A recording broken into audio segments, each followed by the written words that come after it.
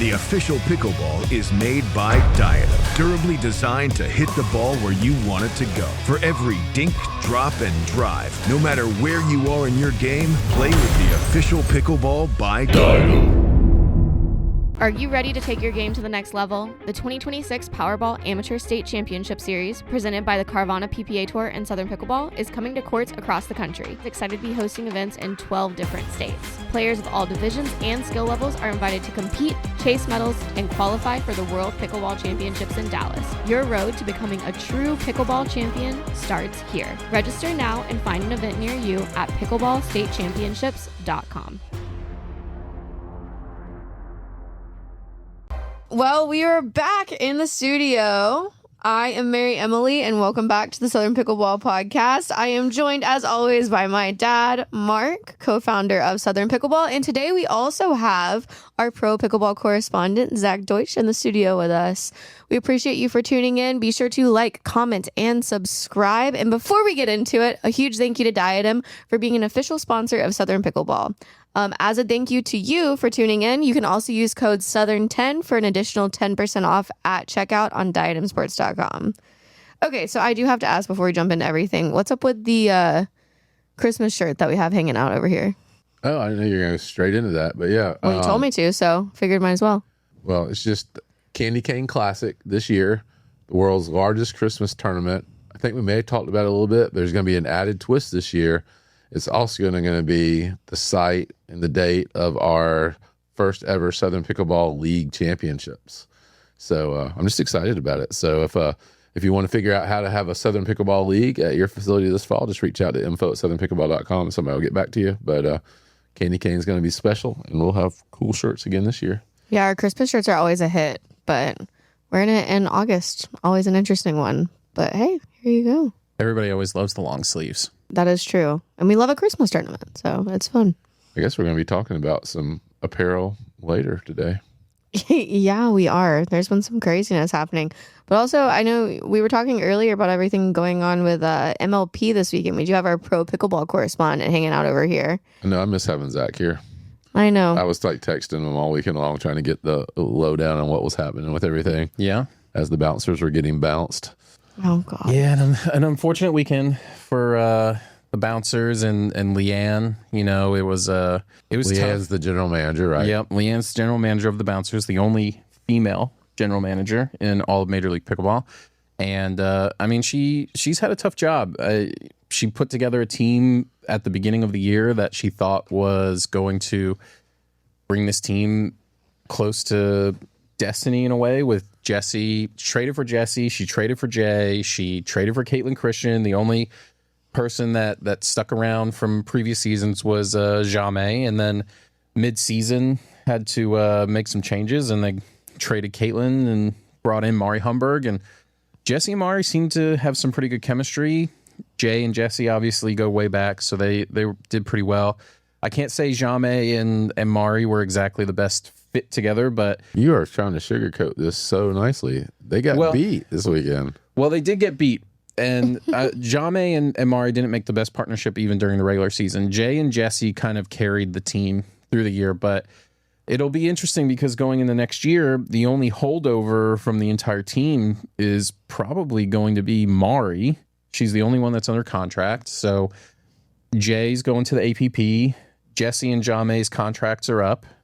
So if Leanne wants them back, she's going to have to bid on those draft spots for them. Well, that's next year, but what happened this weekend? I mean, MaryEmily, did you watch any of it? Or I mean, didn't you and Zach? I mean, y'all interviewed KK, right? Y'all had Kaitlyn Christian. Yeah, on the Southern Pickleball she was podcast, having like a revenge game over here for it. She got on our podcast, then she goes and gets traded.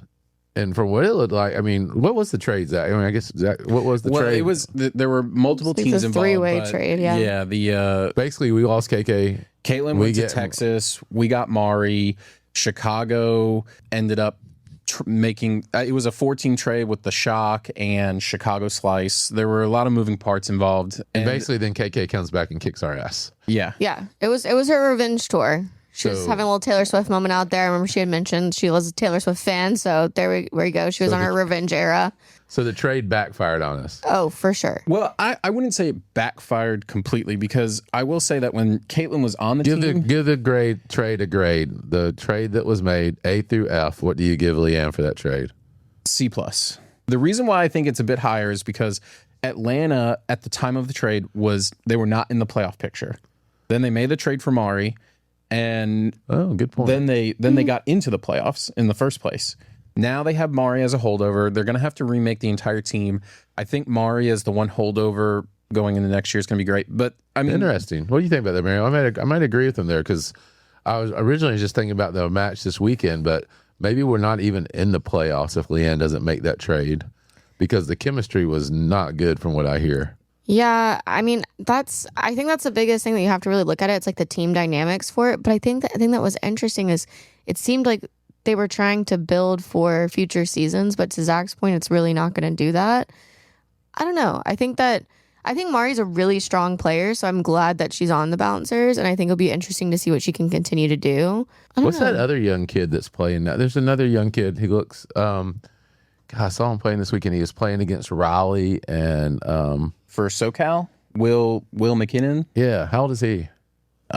Under 20. I know that. Man, maybe we should have traded for him.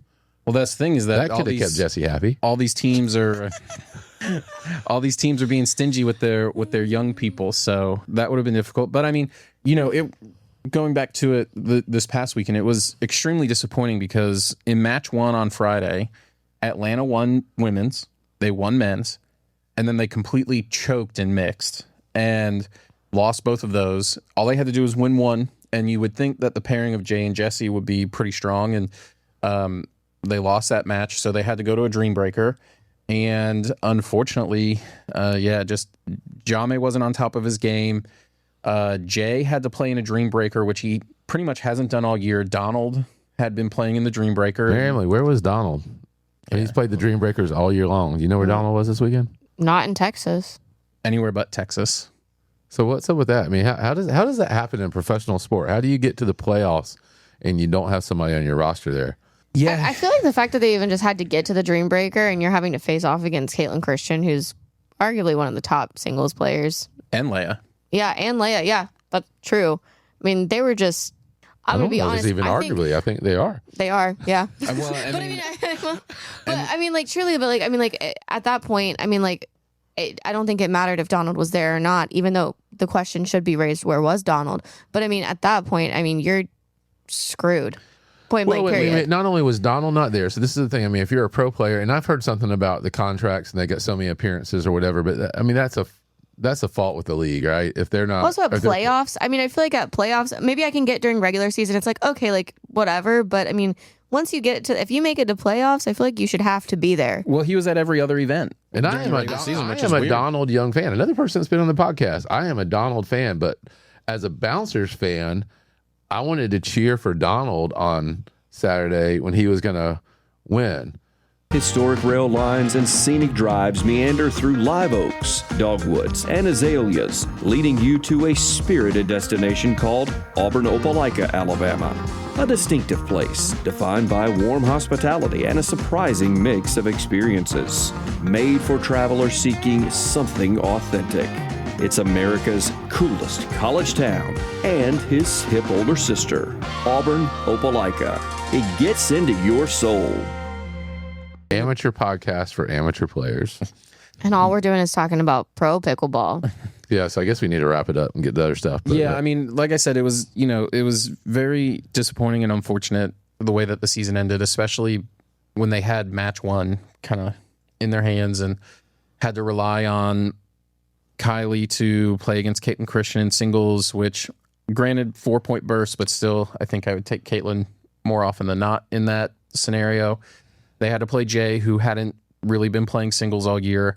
And then, it's just unfortunate that you have a player on your team that, I mean, she played singles when she had to in Jessie, but when she doesn't have to, she doesn't play singles. So, yeah, I appreciate Jessie's leadership for the season and everything like that because that's what she was there for. But Oh my realistically, God. she's not there to play singles. Makes me laugh. But I mean, I appreciate Jesse's leadership. Well, I mean, Yeah, that's what I'm sure Jesse appreciates your comment too, Zach. Well, I mean, but that's what she was there I want to for. get in my good things too. So I think where we should go. I mean, I don't.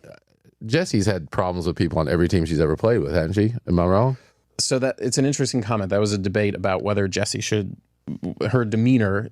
She obviously, you can see the displeasure in her body language when she is unhappy. But a lot of people do say that she is motivated and she loves playing MLP as long as she's with the right partner. Okay. So anyway, so point. But anyway, I think the big points I see for this, Leanne, shout out to Leanne. Sound like the trade got her to the playoffs. Hey, she is the only female general manager in a sport that is a 50-50 professional sport. 50-50. That's probably a bigger thing that PPA, well, not PPA because it's MLP, right? The MLP needs to take a look at is why in a sport that's 50-50 male-female is there only one female general manager? But shout out to her for that. And then where's Donald? I mean, I don't know. I'm a huge Donald Young fan. Every time I'm around him, he's just such a likable guy. And I was a fan of him on the tennis tour, but dude, you let me down. Where were you? I mean, come on and let us know what happened. I'm sure, hopefully it wasn't your fault, but why were you not in Texas pulling that dream breaker out for us?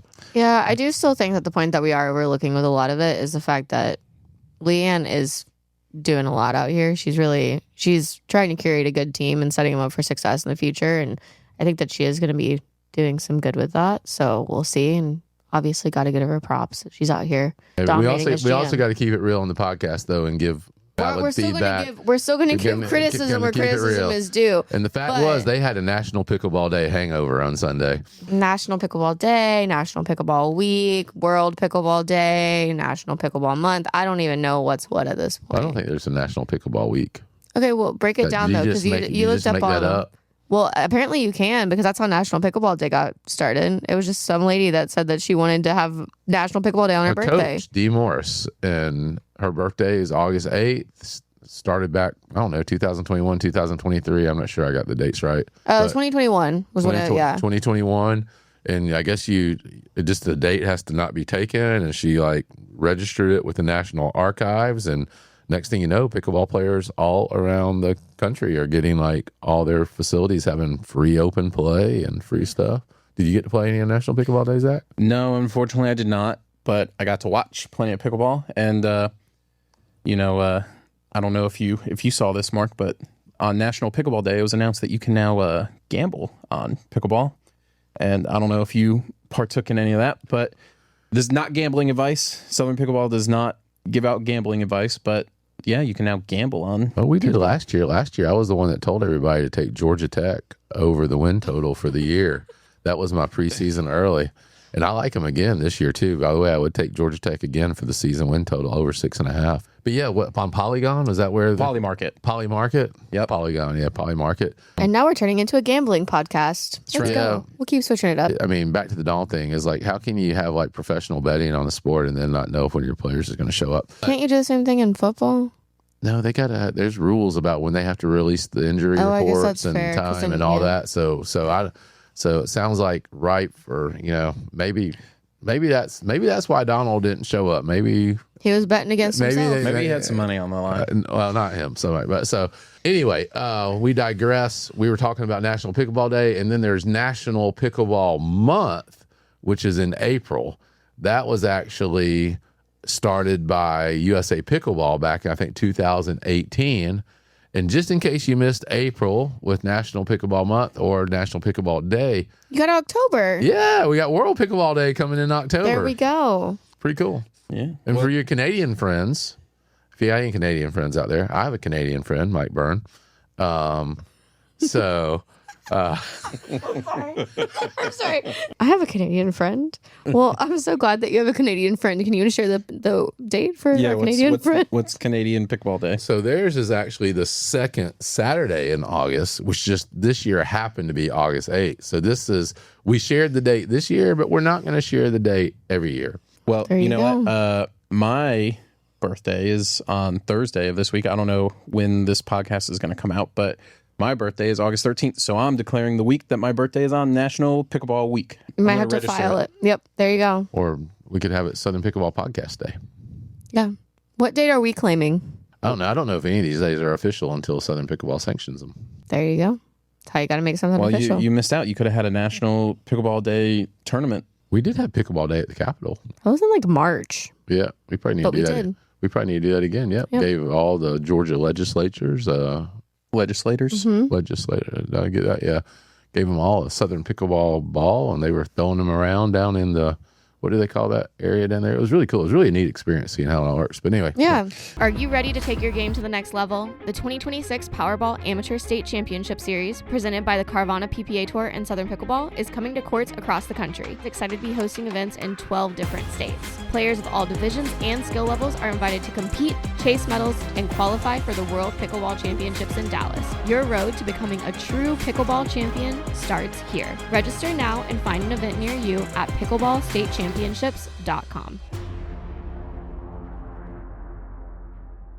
Well, let's maybe have that again. So I do want to turn it back to pro pickleball, but a different pro pickleball, one that we don't talk about as much for just a second. APP. APP. The boring one. But I guess there was but something some eventful interesting that things happened. happened this weekend on it. I'm not going to lie. the minor league pickleball tour that doesn't want to call themselves the minor league pickleball tour. That part. But that's okay. Hey, we can claim whatever we want to say. It's totally fine. We can call ourselves whatever we want. But they had what is now being dubbed, at least by the players in it, the Great Purple Fiasco. Thomas Yu and apparently Purple Jesus. His name is, I think, I know Matt. Thomas. Y'all reminded me. He was at the Kitchen Open. Yeah, he won at the Kitchen Open when we live streamed With his that. brother. Yep, with his brother. Yep. That was 2024?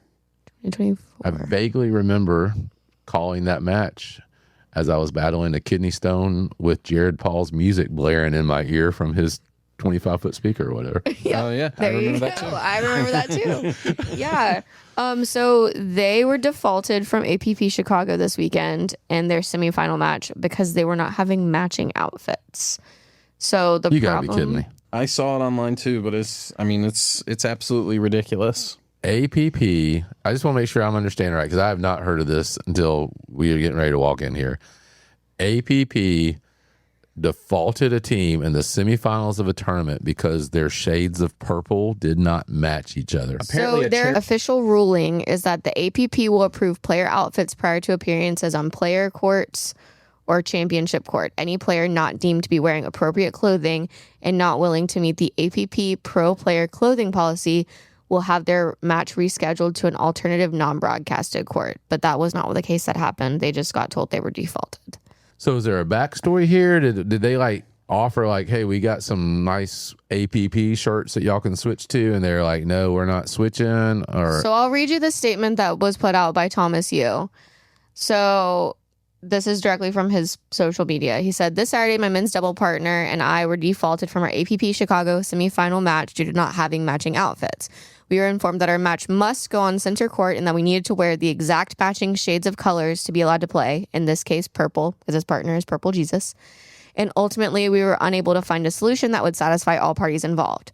For context, I am a Li-Ning sponsored athlete and Max's sponsor is Pickler Fremont, and we are required to wear the respective apparel when competing.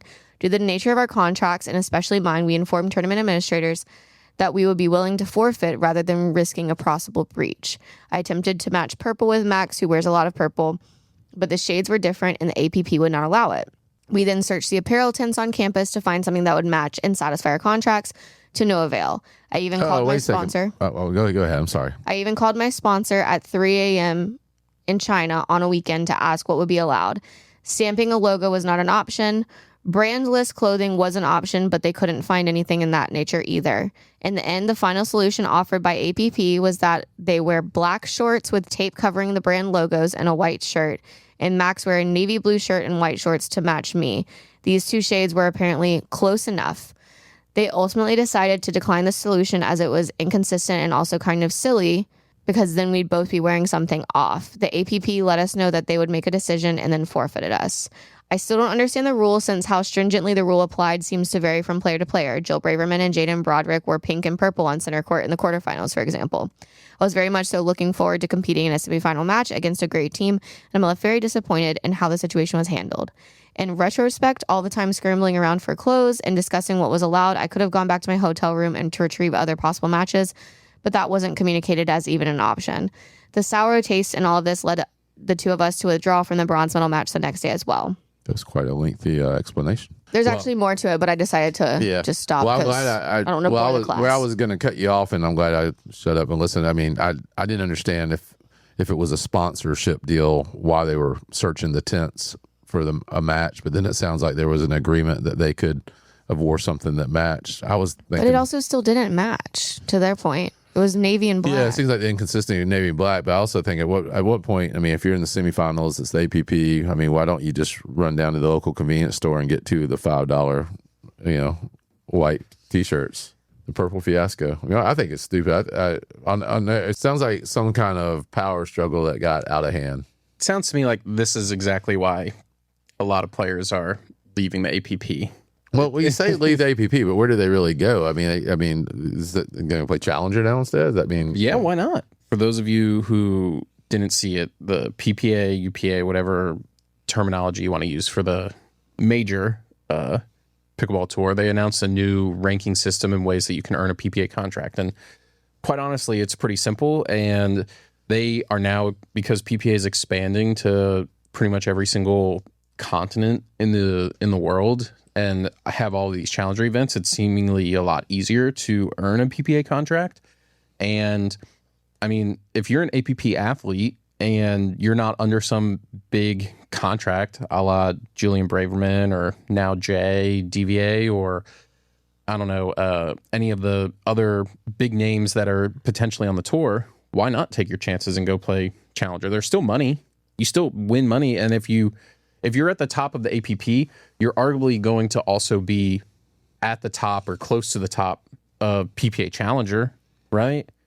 Earn yourself a contract. I mean, that's how Sophia Seving got an MLP contract. She's probably earning more money with MLP than she is with APP, right? Casey Diamond too. I think it just depends on player to player as to what their goals are for it. Because honestly, they also, I mean, like, you can look at people like, I don't even know. You have like Kat Stewart and stuff like that are like kind of like at the top. I mean, they're number one. Yeah, she could probably go and compete and be a top 100 or top 50 on PPA. But then you get someone that's actually holding on to number one in APP. So should we require players to match in Southern Pickleball tournaments? Hell no. Why not? Yeah. Well, first of all, or just on the live stream court. I just think that's so stupid, though. Let's be honest. I mean, I could see if it was like a you have to wear all white, like when you did like the Masters thing. Okay, like it's fine. That's a tournament. Everyone's wearing. Dill Dinkers all white tournament coming up Labor Day weekend. If you haven't signed up, Dill Dinkers West End Atlanta. You're welcome all across the Southeast. I don't know if you have to wear all white at that tournament, but you can definitely come and play in it regardless. I don't think you have to wear all white, but they are encouraging it because it's a whiteout tournament. They're encouraging you to wear white. Yeah, but guess what? If you show up and you're probably not wearing white, I think you'll still be able to play them like that. They will let you continue to play because that is a place that welcomes all. There we go. I mean, I can understand like not allowing players to wear yellow, same color as the ball, right? Well, that's the thing. If that's it impacted visibility, I could see that, but that's so stupid. It's also impacting their money. They even admitted that they were so sour from the experience dealing with this that they withdrew from the bronze match. I mean, how APP, I don't know if APP publishes their payouts for things like that, but what is the difference in payout between getting third and getting fourth? It could be a semi-significant amount of money. Or better yet, what's the difference in publicity? Because if they play that match, win or lose, we're not talking about Thomas Yu and Purple Jesus, but now because they forfeited or decided that they wouldn't change their clothes and got forfeited, now they're the talk of the town. Yeah, plot twist. We've never talked about APP before, and now here we are talking about APP. But it's just a flash, too, because, remember when Ignatowicz and who were the other people with him that got suspended? Ryan Fu.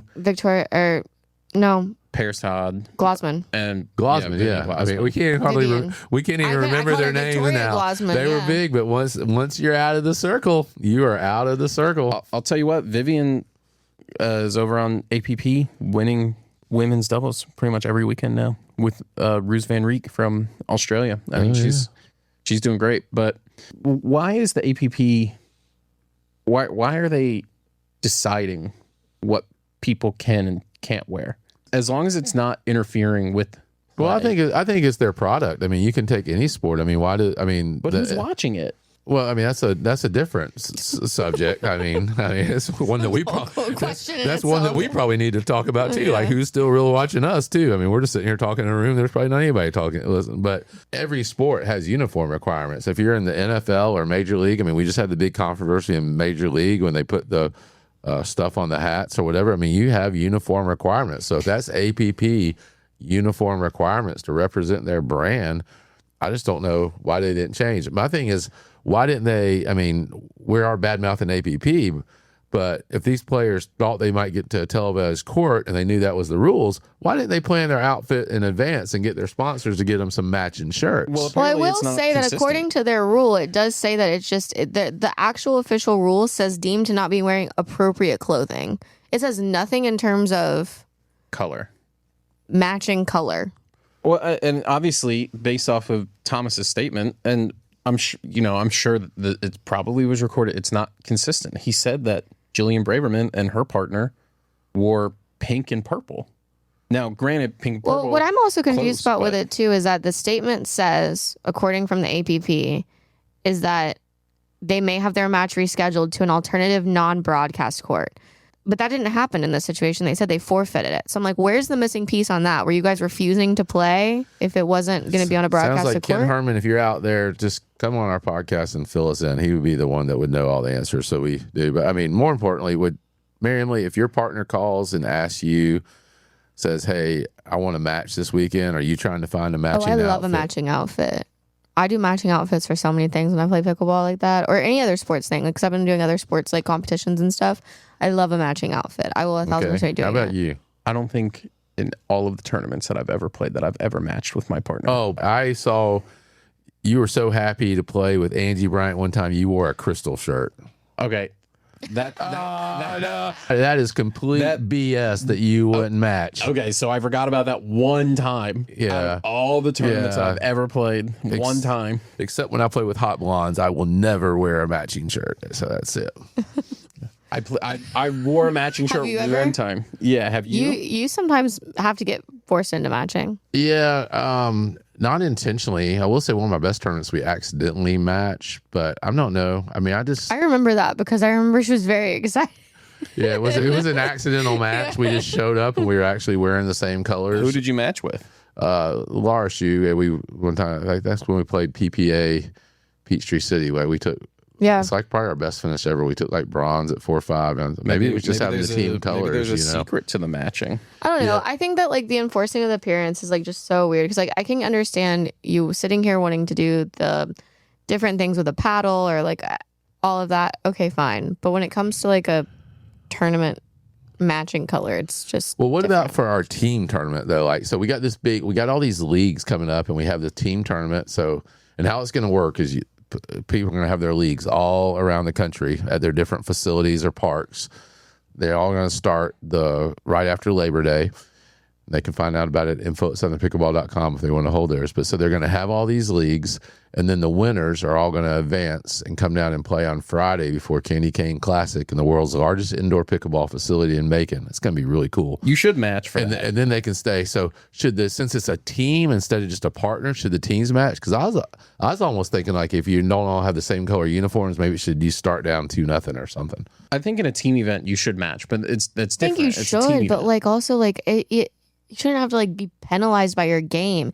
That's like where In I the think NBA, if you don't have the right jersey, if I come out in the same number, technical foul, baby, we're shooting on the line because you came out in the same jersey That's number. so different though. That's also you're talking about an amateur sport versus the NBA. But wouldn't it look cool if everybody comes into rhythm and rally and they all got their different Look uniforms? cool versus amateur sport. I mean, in the NBA, you have 4 quarters. 2 points isn't a big thing in the NBA. 2 points in a match to 11 is a big thing. There are, back to the betting, there are a lot of bettors out there that would disagree with you about that 2 points isn't a big thing. But 2 points in the grand scheme of things, I should say. 2 points in the grand scheme of an NBA game, very small. So maybe a 2-point penalty is not the right thing, but should there be some penalty? I mean, should we have some shirts sitting on the sideline ready to go for them if they don't match? Should have APP had some clothing ready to go for them? I don't know. I'm gonna go dig through all the tournament pictures just to try to find it. I will say that my matching is always in all black. Is there anybody out there that y'all know is like who is like the ultimate matcher that y'all know? Like Like, I mean, Laura and Angie, I mean, like when they used to Halloween stuff and everything, they used to be pretty creative. But is there anybody, I mean, and if you know somebody in your comments is like the superstar matcher, I got one I know.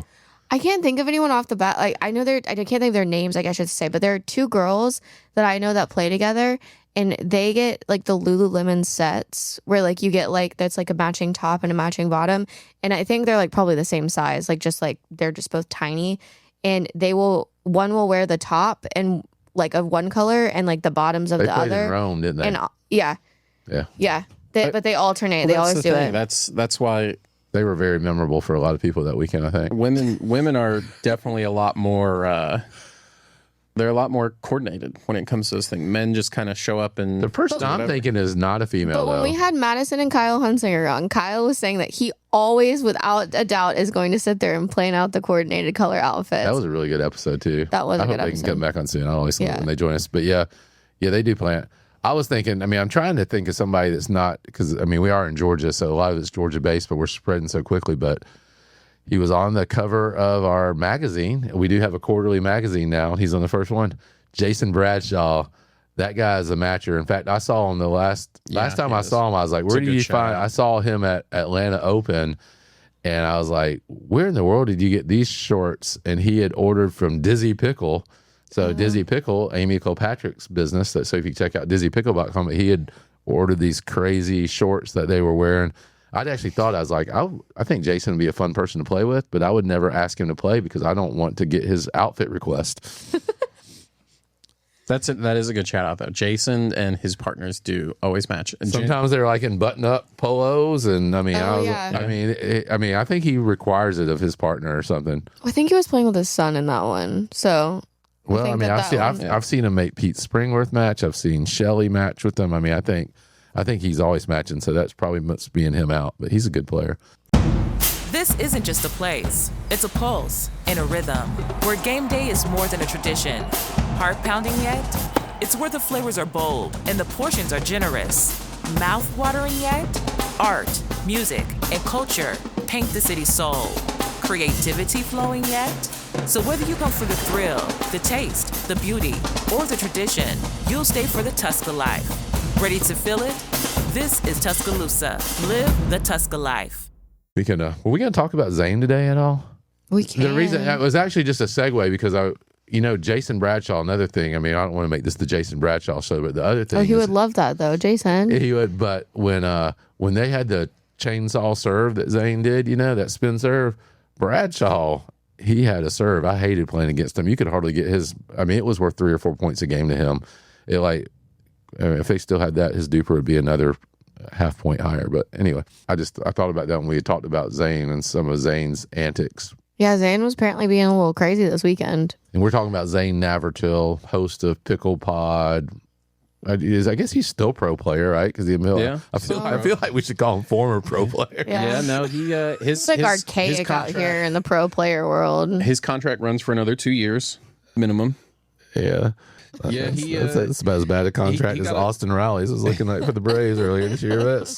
He got a little crazy down in Texas during their match against Palm Beach. He nobody really knows what he said unless you were there, but he has mentioned both on social media and in his YouTube videos that he definitely said some choice things to some people, and he apologized for it. But I really do want to know what he said because I want to know what kind of set everything off. But, the larger controversy comes from, hey, you have a 13-year-old on your sideline, on your bench, that's your teammate.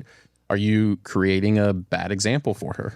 I think the bigger question with that is that if you're creating a bad example for your 13-year-old teammate on the sideline, should you be saying that anyways? Because then you could risk the potential of your 13-year-old fans hearing it sitting, 10 feet behind them in the stands? Right. I think the 13-year-old teammate on the sideline puts the spotlight on what should be an issue anyway. I agree with you, MaryEmily. And then, I mean, isn't Zane like head of the player committee or something that's supposed to be disciplined in all these? I mean, it seems like didn't he have the paddle throwing thing? I think he probably just needs to be removed for that role. I think he's unfit for office. I think Zane is trying to do too much right now, and I think he just needs to go.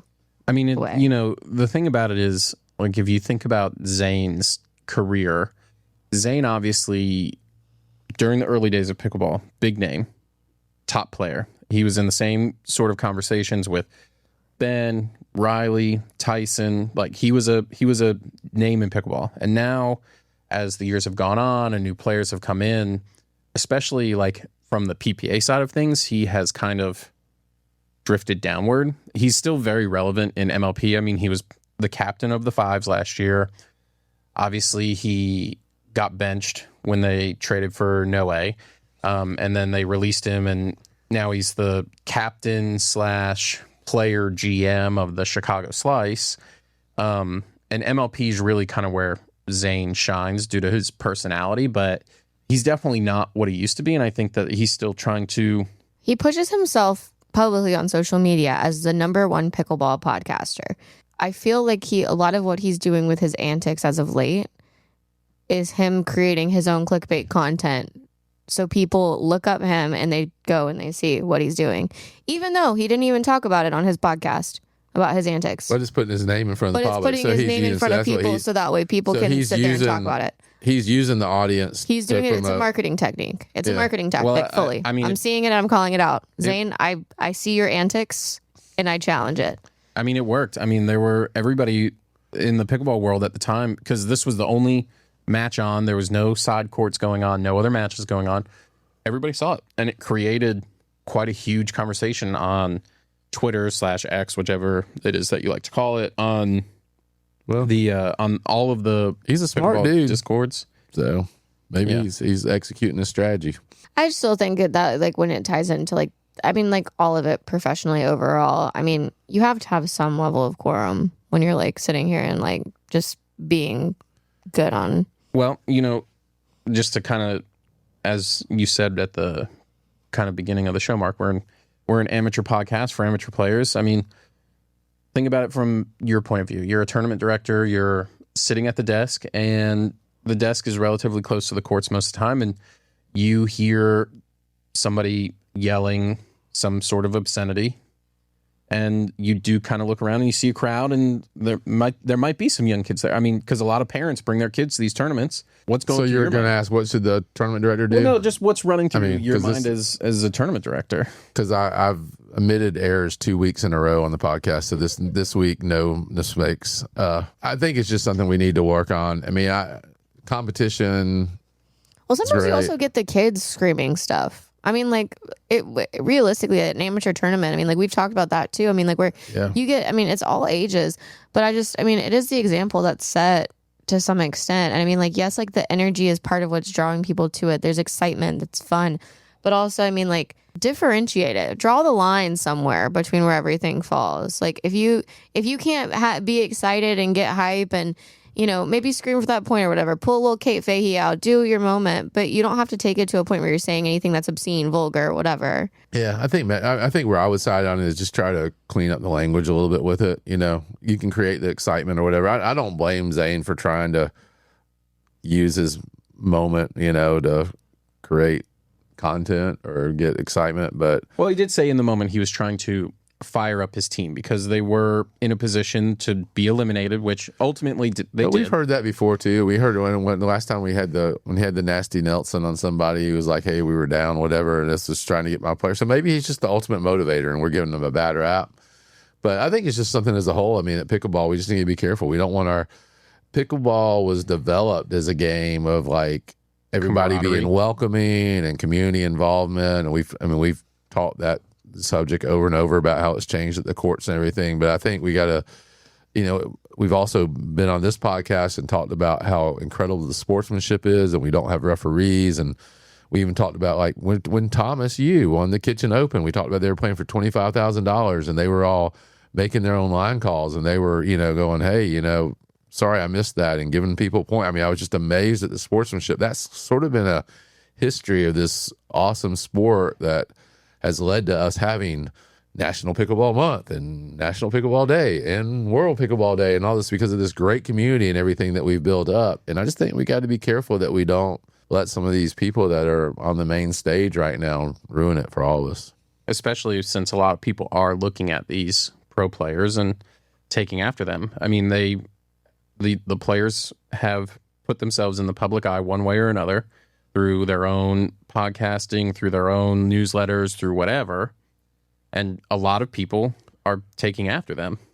I think we're giving Zane way too much credit for his Well, not influence that he Zane has over particularly, everyone. but Anna Bright, But yes, I mean, yeah, I agree. you know, Anna Lee, all those. And I think it would be appropriate at a tournament. I mean, even though as I'm saying this, I'm ready for this. well, Here we go. I was just thinking PPA like Bristol, you know, because you had the youth and the adults, you know, playing right there next to each other, and it was chaos. And that's probably one of the things I hate about some of the PPA tournaments is when you have the kids playing. And I was thinking that, you know, if I was on the court and I was using bad language, or Zach and I, it would be completely fair game for a parent of one of the kids to come over and say, hey, excuse me, but my kids are playing this court right now. That's, you know, what you're doing is inappropriate. But as that thought was coming to mind, I'm like, that's not the issue. It's not the adults that are using the language. It's all the kids that are using the language, and it's the kids' parents that are fighting and having to get broke up. So I don't know. Maybe it's just broke. Maybe the system's It's all broke. antics for the sport. We're all making it better. Well, it's been a good chat today. It has been. Is my song ever going to make it on the podcast for the opening? We can get your AI generated song out here on the podcast, on the Southern Pickleball Podcast. Birdcast. Well, thank you guys so much for joining. Be sure to like, comment, subscribe. Give us some feedback in the comments. Let us know what we're doing wrong. You guys like to do that a lot. Or tell us what we're doing right, or anything else that you want to hear. And we will see you next time.